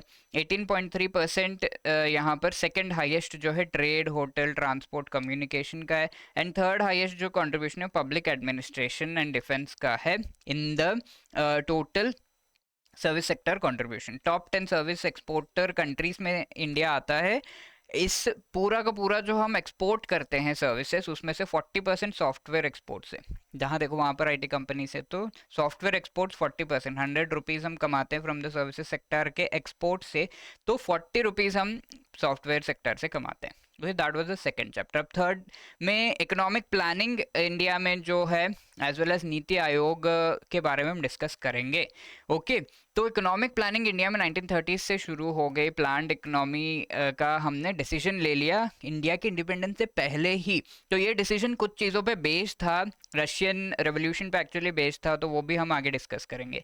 तो वहाँ पे शुरुआत होती है। 1951 में हमारा पहला 5 ईयर प्लान हम लेकर आते हैं, 2015 में नीति आयोग को हम लेकर आते हैं। तो these are the main steps जिनके इर्द गिर्द हमारी पूरी डिस्कशन जो है चलेगी। तो सबसे पहली चीज़ यहाँ पर 1930s में प्लान्ड इकोनॉमी का डिसीजन। फिर हम 5 ईयर प्लान्स लेके आते हैं, heavy industrialisation, collectivisation of agriculture, यानी कि एग्रीकल्चर जो है वो ग्रो करने के लिए कोऑपरेटिव्स वगैरह हमें बनाने हैं, ये सारी चीज़ें। ये सब थॉट हमें कैसे आए 1930s में, हमने ये डिसाइड कैसे किया। 1917 में वहाँ पर एक रेवोल्यूशन होती है, बोल्शेविक रेवोल्यूशन। और ये रेवोल्यूशन के बहुत ही डेप्थ में हमें जाने की ज़रूरत नहीं है। रेवोल्यूशन यानी कि बहुत बड़ा ड्रास्टिक चेंज। उस चेंज में जो सारे फार्मर्स हैं उनका जो है गवर्नमेंट, एक तरीके से फार्मर्स खुद एक गवर्नमेंट जो है लेकर आते हैं, और बहुत ज़्यादा बेनिफिट जो है फार्मर्स को होने चाहिए। फार्मर के बेसिस पर ही पूरे के पूरे जो इकोनॉमी है चलनी चाहिए, इस तरीके से। ठीक है, तो एग्रीकल्चरल ग्रोथ होनी चाहिए और इससे रिलेटेड ये लाया जाता है। एक्चुअली एक गवर्नमेंट चेंज है, बट उसका हम कह सकते हैं कि 1917 में ये लाया गया था। 1921 में वहाँ पे सिविल वॉर होती है, यानी कि खुद में civil war is within USSR and Russia itself. Recovery stabilisation 1926 तक होते हैं, ये वॉर जो ख़त्म, और फिर गवर्नमेंट चेंज हुआ। गवर्नमेंट चेंज होते ही उन्हें आइडिया आता है 5 ईयर प्लान्स का 1928 से 32 के बीच में, और वो जो है heavy industries, collectivisation of agriculture, ये सब करते हैं। अब हम सही समझ लेते हैं कि इंडिया, हमने ये तो देख लिया कि कैसे डेवलपमेंट हुआ, किस तरीके से हमें थॉट आया इसका। तो इकोनॉमिक प्लानिंग बेसिकली क्या होता है वो भी जानना ज़रूरी है, इससे पहले कि हम इंडिया की economic planning and 5 year plans का डिस्कशन करें। इकोनॉमिक प्लानिंग बेसिकली होता है कि हम कुछ इकोनॉमिक डिसीजंस इसमें लेते हैं। किससे रिलेटेड डिसीजन लेते हैं? हम ये देखते हैं कि प्रोडक्शन हमारा कैसा है, इस प्रोडक्शन को बढ़ाने की ज़रूरत है क्या, यानी कि इंडस्ट्रीज से रिलेटेड। डिस्ट्रीब्यूशन यानी कि इसको किस तरीके से रिच या पुअर तक लेकर जाना है। एंड कंजम्पशन, जहाँ पर ये किस तरीके से कंज्यूम होगा, राइट। सारा प्रोडक्शन हम कर रहे हैं और लेट्स से प्राइवेट सेक्टर ही कर रहा है फूड ग्रेन्स की प्रोडक्शन, तो ये सारे जो रिच पीपल है उनको ही देगा क्योंकि वो अच्छा पैसा देंगे, पुअर पीपल को कुछ नहीं मिलेगा। तो ये कंजम्पशन डिस्ट्रीब्यूशन को भी हमें देखना होगा। These economic activities, not just economic, also social, जो हमारे ऑब्जेक्टिव्स है उनको भी ध्यान में रख के इकोनॉमिक प्लानिंग होती है। इकोनॉमिक्स का मतलब ये होता है production, distribution, consumption mainly. Economy के साथ साथ सोशल थॉट्स भी हमें, सोशल जो हमारे ऑब्जेक्टिव्स उनको भी ध्यान में रखना है। दैट इज पुअर पीपल का ग्रोथ, पॉवर्टी कम करना, अनएम्प्लॉयमेंट को कम करना, ये चीज़ें भी ध्यान में रखनी है। इन सभी चीज़ों से रिलेटेड जब हम प्लानिंग करते हैं उसे हम इकोनॉमिक प्लानिंग कहते हैं। इंडिया की इकोनॉमिक प्लानिंग के objectives economic growth, poverty alleviation, employment generation, जैसा कि मैंने कहा, सोशल जस्टिस और इनइक्वालिटीज को कम करना, रिच पुअर के डिफरेंस को कम करना, सेल्फ रिलायंट इकोनॉमी बनाना और मॉडर्नाइज करना इकोनॉमी को। That were the things. अब ये प्लानिंग किस किस टाइप की हो सकती है? टेरिटोरियल, जहाँ पर रीजनल नेशनल प्लानिंग आप कर रहे हो। फेडरल, स्टेट या लोकल प्लानिंग हो सकती है, या फिर ये हो सकती है पार्टिसिपेशन के बेसिस पर, यानी कि सेंट्रलाइज्ड है जो कि टॉप जो गवर्नमेंट है वो ले रही है डिसीजन, या फिर नीचे से विलेजेस लेवल पर जो है ये प्लानिंग हो रही है। एंड इस चीज़ को स्टेट्स और सेंट्रल लेवल तक जो है इम्प्लीमेंट किया जा रहा है और वो लोग एग्री कर रहे हैं उस चीज़ से। तो दैट इज़ डिसेंट्रलाइज्ड, यानी कि विलेज लेवल पर प्लानिंग, एंड देन ये प्लान को स्टेट एंड सेंट्रल लेवल तक जो है इम्प्लीमेंट करना। तो दैट इज द थिंग, ऐसा हो रहा है। या फिर temporal, long term, short term है, या फिर ये पर्सपेक्टिव बेस पर, यानी कि सेक्टर से रिलेटेड प्लानिंग है, या ये ज्योग्राफी से रिलेटेड, यानी कि नॉर्थ इंडिया के लिए प्लानिंग हमने की है, हमने नॉर्थ ईस्ट के लिए प्लान बनाया है, ऐसा। ठीक है, तो वो डिफरेंट टाइप्स के हैं। अब रोल ऑफ गवर्नमेंट के बेसिस पर हम दो टाइप्स की प्लानिंग डिस्कस कर सकते हैं। एक है इम्परेटिव, जहाँ गवर्नमेंट कहते हैं कि हमने जो कहा वो होना चाहिए, that is plan, the kind of plan. Indicative, जहाँ पर गवर्नमेंट कहती है कि प्राइवेट सेक्टर तुम प्लान करो अपने एक्टिविटीज कैसे करने हैं, हम एक इंडिकेटिव, एक फ्रेमवर्क दे देते हैं, उससे बाहर नहीं जाना है तुम्हें, बाकी तुम देख लो। That is indicative. Okay, government role से ये पता चलता है। अब रिसोर्सेज इसमें जो भी रिक्वायर्ड है वो अगर हम देखें तो बजटरी रिसोर्सेज, बजट के थ्रू हम बजट लेकर आते हैं इंडिया में, राइट। तो उस बजट के थ्रू हम रिसोर्सेज प्रोवाइड करते हैं, और ये जो रिसोर्सेज बजट के थ्रू प्रोवाइड किए जा रहे हैं that contributes the most. Deficit financing के थ्रू भी हम करते हैं। लेट्स से किसी स्कीम को चलाने के लिए हमें पैसे चाहिए, तो बजट में हम एलोकेट करते हैं। बजट में क्या एलोकेट होता है? जो भी टैक्सेस के थ्रू अलग अलग तरीके से रेवेन्यू हमें आया है, that is the first thing.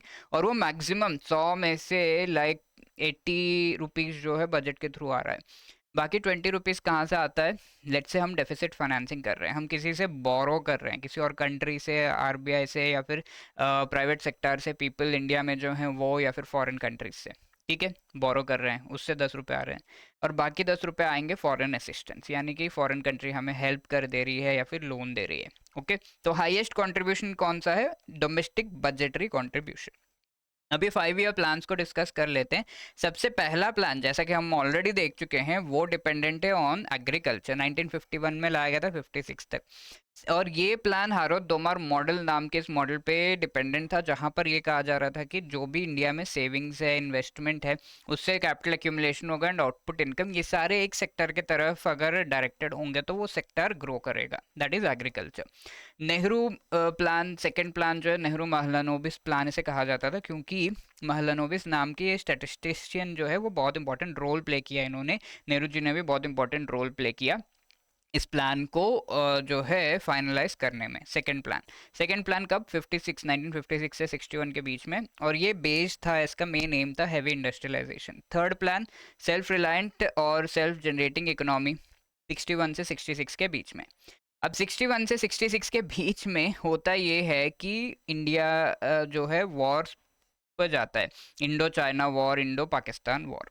ठीक है, इस वजह से इस समय ये आप देख रहे हो मिस्टर विन हॉलीडे मना रहे हैं, तो इंडिया में प्लान हॉलीडे लेकर आया जाता है। ठीक है, ये सारे आप देख रहे हो फर्स्ट, सेकंड, थर्ड, 5 इयर्स के लिए प्लान किए गए हैं। ठीक है, इसी वजह से इन्हें 5 ईयर प्लान्स भी कहा जाता है।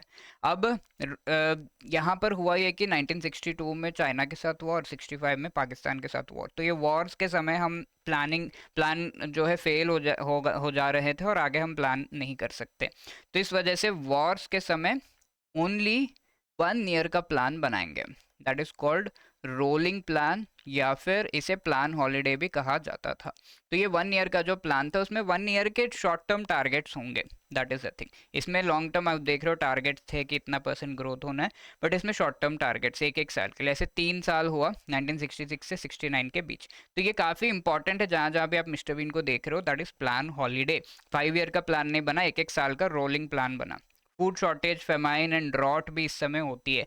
वॉर पे गए हम तो पानी की कमी, खाने की कमी हो जाती है, दैट इज द थिंग।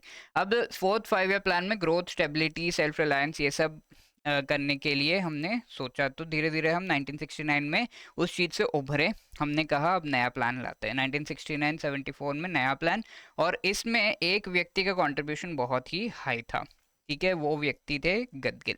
तो इन्होंने कहा कि इस सारे प्लान को इम्प्लीमेंट करने के लिए किस तरीके से आप इम्प्लीमेंट कर रहे हो, तो इसके लिए एक बॉडी बनाई गई थी जिसे हम प्लानिंग कमीशन कहते हैं। क्या कहते हैं?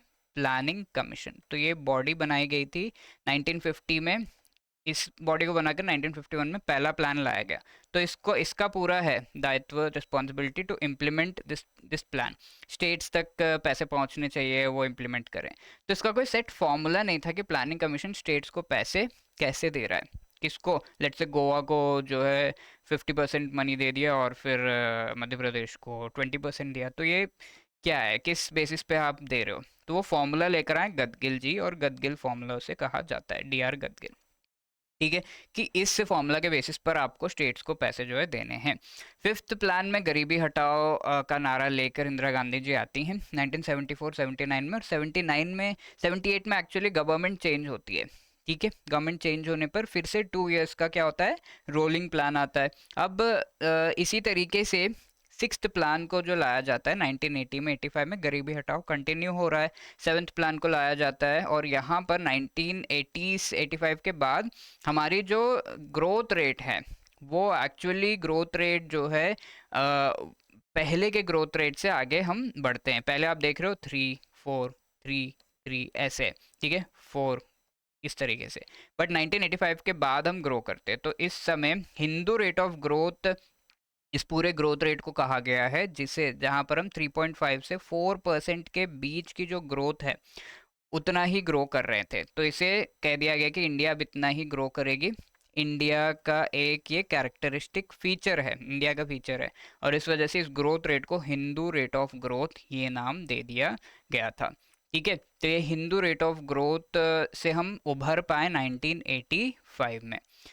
रोलिंग प्लान जो है उसे लाया गया। इसके बाद 1990 में आपको याद है कि इस समय हम जो है क्राइसिस से गुजर रहे थे, that is the balance of payment crisis. अब 1992 में हम जो है नया फॉर्मूला लेकर आते हैं कैसे स्टेट्स को जो पैसे जाने चाहिए, वो गदगिल मुखर्जी फॉर्मूला हम लेकर आते हैं। 92-97 में ट्रेड ग्रोथ जो है उस समय होती है। सोशल जस्टिस से रिलेटेड हम थॉट लेकर आते हैं 9th प्लान में। इस वजह से सोशल जस्टिस यानी कि लोगों का वेलफेयर हो, बेसिक कुछ सर्विसेज तो उन्हें मिले, drinking water, primary health, nutritional support, education, public housing, connectivity, PDS। तो ये सर्विसेज हैं जो लोगों को बेसिक सर्विसेज उस समय कहा गया, ये सर्विसेज मिलने चाहिए, सभी को मिलने चाहिए। ये इंश्योर करना 9th 5 ईयर प्लान का मेन एम था। तो उसे हम बेसिक मिनिमम सर्विसेज कह रहे हैं। अब 10th 5 ईयर प्लान में गवर्नेंस जो है, मेन सबसे इंपॉर्टेंट चीज़ गवर्नेंस है, यानी कि करप्शन वगैरह कम होनी चाहिए। ये inclusive growth 11th 5 year plan का थॉट था, और 12th 5 ईयर प्लान में हम fast, sustainable and more inclusive growth की तरफ आगे बढ़ रहे थे। ठीक है, तो फाइनली 2012-17 में लास्ट 5 ईयर प्लान हम लेकर आते हैं। 12th 5 ईयर प्लान के बाद ये बंद हो जाता है। ठीक है, 2015 में हम देखते हैं कि नीति आयोग लेकर आई गई ये प्लानिंग कमीशन जो मैंने आपको बताया, उसको रिप्लेस करती है। राइट, तो ये रिप्लेस जो किया गया है वो किस वजह से किया गया वो भी हम जानेंगे अभी। Which among the following contributes most to plan financing? हमें पता है वो domestic budgetary sources most contribution, that is why C is the right answer. Plan holiday किसे हम कहते हैं? Time period just after implementation. years when instead of 5 year annual plan is introduced, है ना? तो B will be the right answer here. I hope that is clear. Basic minimum services में which is not a part of that 9th 5 year plan में लेकर आया गया था. Safe drinking water है, प्राइमरी हेल्थ है, प्राइमरी एजुकेशन था, sanitation hygiene नहीं था उसमें. ठीक है, तो अगर आप याद करो D will be the right answer here. Finally जो प्लानिंग कमीशन है उसे हटाकर हम नीति आयोग को लेकर आते हैं. तो इश्यूज क्या थे? Planning commission top down approach था कि सेंट्रल गवर्नमेंट डिसाइड करेगी, स्टेट गवर्नमेंट इंप्लीमेंट करेगी, लोकल गवर्नमेंट का तो कोई रोल ही नहीं, तो उसे टॉप डाउन अप्रोच कहा जाता है. इसे चेंज करना है. कोऑपरेशन नहीं है, सेंटर स्टेट्स, इनोवेशन नहीं है, फेडरल यूनिट्स यानी कि स्टेट्स का कोई, स्टेट्स अगर कहते हैं कि हमें इस तरीके से प्लान जो है वो होना चाहिए, उसे हम इम्प्लीमेंट करेंगे, तो स्टेट्स का कोई बात नहीं सुनता था. तो हम लेकर आए नीति आयोग को. डिज़ाइन पॉलिसीज़ को डिज़ाइन करने का सबसे इम्पोर्टेंट रोल है. नीति आयोग ये नहीं कहेगा कि ये स्कीम लेकर आओ या फिर इस तरीके से जो 5 year प्लान है उसे इम्प्लीमेंट करो. तुम, नीति आयोग खाली एडवाइस करेगा गवर्नमेंट को कि क्या पॉलिसी होना चाहिए. इस वजह से नीति आयोग को हम एक थिंक टैंक कह रहे हैं. थिंक टैंक यानी कि एक्सपर्ट सारे बैठेंगे, सोचेंगे और फिर बताएंगे कैसे करना है. मॉनिटरिंग, इवैल्यूएशन और कोऑपरेटिव फेडरलिज्म, जहाँ पर सेंटर स्टेट सब मिलकर डिसाइड कर रहे हो. इस वजह से मेन ऑब्जेक्टिव्स इसके कोऑपरेटिव फेडरलिज्म, विलेज लेवल से जो है प्लानिंग, जैसा कि मैंने इनिशियली आपको बताया, डिसेंट्रलाइज्ड प्लानिंग हो, स्पेशल अटेंशन दिया जाए जो भी सेक्शन है जिन्हें स्पेशल अटेंशन चाहिए, national security interest, innovative improvement, think tanks, entrepreneur, resolution जो है इंटरसेक्टरल इश्यूज का रेजोल्यूशन हो, रिसर्च वगैरह अच्छे से हो. इसकी कॉम्पोजिशन क्या है? चेयरमैन इसके प्राइम मिनिस्टर है. मेन चीज़ हमें ये याद रखनी है. बाकी सारे कई सारे इसमें मेंबर्स है. मेंबर्स फुल टाइम बेसिस पर है एंड पार्ट टाइम बेसिस पर हैं. एक्स ऑफिशियो मेंबर्स है जो कि सेंट्रल जो हमारी काउंसिल ऑफ मिनिस्टर्स हैं, डिफेंस मिनिस्टर हो गए, एजुकेशन मिनिस्टर हो गए या फिर फाइनेंस मिनिस्टर हो गए, उनमें से किन्हीं चार को हमारे जो पीएम है वो नॉमिनेट करेंगे. फाइनली नीति आयोग ने एक स्ट्रैटेजी वो लेकर आए थे कि 2022 तक, 2022 क्या है, इंडिया के इंडिपेंडेंस के बाद 75 ईयर्स हो जाएंगे. तो न्यू इंडिया एट 75 की स्ट्रैटेजी क्या होनी चाहिए, हमें किन चीज़ों पे ध्यान देना चाहिए. 41 एरियाज उन्होंने आइडेंटिफाई किए कि, और इन 41 एरियाज में कुछ ड्राइवर्स हैं, कैसे हम इंडिया को बहुत अच्छे तरीके से ग्रो कर सकते हैं, क्या किन चीज़ों पर हमें ध्यान देना है स्पेसिफिकली वो बताया. इंफ्रास्ट्रक्चर पर कैसे ध्यान देना है, इंक्लूजन, कैसे हम not just rich people, poor people और सारे वुमेन सभी का भला कर सकते हैं, गवर्नेंस और करप्शन वगैरह कम, ये कैसे हो सकता है. तो इससे रिलेटेड स्पेसिफिकली उन्होंने क्या कहा, उन्होंने कुछ टारगेट्स लिए. जीडीपी ग्रोथ रेट भाई 8% होना चाहिए 2022 तक, हम वो अचीव करें. 6 के आसपास हैं हम, ठीक है, 8% होना चाहिए. $4 ट्रिलियन इकोनॉमी बन जाए. ग्रॉस फिक्स्ड कैपिटल यानी कि जो प्रोडक्शन हो रहा है वो 29 से 36%, टैक्स जो आ रहा है उसका परसेंटेज बढ़े. एक्सपोर्ट्स 800 बिलियन के आसपास. फार्मर जो है वो एंटरप्रेन्योर्स बने. और हम जो नेचुरल फार्मिंग है यानी कि ऑर्गेनिक फार्मिंग लेकर आए इंडिया में, और एक्सप्लोरेशन जो मिनरल्स का है वो बढ़े. इंफ्रास्ट्रक्चर, रेल डेवलपमेंट अथॉरिटी लेकर आएंगे हम. रेल की जो प्राइसिंग है उससे रिलेटेड एडवाइस वो देगा. फ्रीट जो कैरी करता है ट्रेन्स वो बढ़े. भारत नेट के थ्रू पूरा कनेक्टिविटी जो है वो भी मिले. इंक्लूजन कैसे करेंगे? आयुष्मान भारत के थ्रू हेल्थ सर्विसेज प्रोवाइड करना. इनोवेशन, अटल इनोवेशन टिंकरिंग लैब्स जो है उन्हें एस्टैब्लिश करना बाय 2020.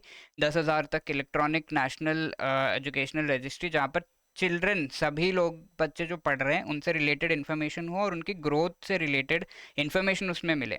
गवर्नेंस यानी कि सेकंड एआरसी जो रिपोर्ट है उसको इम्प्लीमेंट करे. तो second ARC administrative reforms commission ये एक बनी थी और इसने रिकमेंडेशन दिए थे कि गवर्नेंस को कैसे बेटर किया जा सकता है, उसको इम्प्लीमेंट करना है. Arbitration council of India, arbitration यानी कि कोर्ट में जाने से पहले केसेस को सुलझा लेना, दैट इज आर्बिट्रेशन. उसके लिए काउंसिल बने ताकि कोर्ट के पेंडिंग केसेस कम हो जाए. ठीक है, उनको भी एड्रेस करना जो पेंडिंग है ऑलरेडी स्वच्छ भारत मिशन के थ्रू, और भी ज़्यादा हम स्वच्छता भारत में लेकर आए. तो ये गवर्नेंस रिलेटेड चीज़ है. यहाँ देखिए last question, which among the following is not a function of NITI Aayog. Shared vision of national development priority sector, जी हाँ, शेयर्ड विजन को डेवलप करना, that is there. Cooperative federalism को प्रमोट करना है. नेशनल सिक्योरिटी को ध्यान में रखना, that is also there. Implementing central sector schemes, जो स्कीम्स को इम्प्लीमेंट करना नीति आयोग का काम नहीं है. ठीक है, तो that is why D will be the right answer. अब इन सभी चीज़ों से रिलेटेड आपके कुछ यहाँ पर प्रैक्टिस क्वेश्चंस हैं, तो आप वीडियो को पॉज करके इन क्वेश्चंस को आंसर कर सकते हैं। एंड सारे के सारे आंसर्स आपको कमेंट सेक्शन में देने हैं। तो 5 क्वेश्चंस आज के सेशन के हैं, तो कमेंट सेक्शन में सारे आंसर्स, यानी कि ये सेशन देख के ऑल्दो थोड़ा सा टाइम लगाओ बट 3 चैप्टर आपके कवर हो गए, राइट। तो इससे रिलेटेड प्रीवियस ईयर क्वेश्चन मैं आपको दिखा रहा हूँ, तो ये आपको यहाँ पर आंसर करने हैं, ठीक है। तो ये थोड़ा सा आपको ढूंढना पड़ेगा हिंदू रेट ऑफ ग्रोथ किसने कॉइन की है, and you have to tell that. कुछ चीज़ें तो हम बुक से भी करें, राइट। तो यहाँ पर ऑप्शंस आपके दिए गए। सेकंड क्वेश्चन आपके सामने, pause the video and try to answer. Third question, pause करिए, पढ़िए and try to answer this. Fourth question आपके सामने है, pause the video and try to answer. Fifth question भी आपके सामने है, ओके। तो this was the complete discussion. I hope 5 questions आप आंसर करके कमेंट करोगे कमेंट सेक्शन में। देखते हैं किसके 5 आउट ऑफ 5 नंबर बनते हैं। नेक्स्ट सेशन में हम उनका नाम यहाँ पर लेंगे, राइट। तो 8146207241 पर आप कॉल करके अपनी क्वेरीज को रिजॉल्व करवा सकते हो। ऑल्सो hello@edutap.co.in पर आप अपना जो भी क्वेरी है वो दे सकते हो, साथ के साथ इन सेशंस का फीडबैक भी दे सकते हो, कमेंट सेक्शन में भी दे सकते हो। Thank you. All the best.